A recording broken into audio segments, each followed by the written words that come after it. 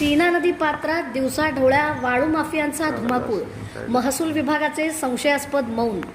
सोलापूर जिल्ह्यातील उत्तर सोलापूर, दक्षिण सोलापूर, मोहोळ आणि माढा तालुक्यांची जीववाहिनी असलेल्या सीना नदीत सध्या अवैध वाळू उपसा मोठ्या प्रमाणात सुरू असल्याचं चित्र दिसत आहे.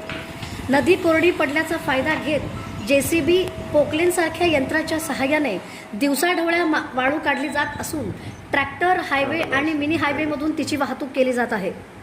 पाकणी, शिवणी, तेलगाव, तिऱ्हे आणि पाथरी परिसरातील नदीपात्रात हा प्रकार सुरू असल्याचे स्थानिकांचे म्हणणे आहे.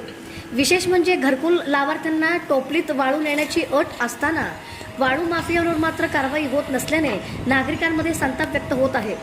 स्थानिक महसूल अधिकारी, तलाठी, ग्रामसेवक आणि संबंधित यंत्रणाच्या भूमिकेवरही प्रश्नचिन्ह उपस्थित होत आहे. दरम्यान तक्रार प्राप्त झाल्यास चौकशी करून कारवाई केली जाईल असे नायब तहसीलदार जाधव यांनी सांगितले. परंतु तक्रार कुणी द्यावा, वाळू माफियांची पंगा कुणी घ्यावा असा प्रश्न नागरिकांना पडले आहे. प्रशासन मात्र मस्त लक्ष्मीदर्शन घेत थंड हवेत बसल्याची चर्चा ऐकायला मिळत आहे.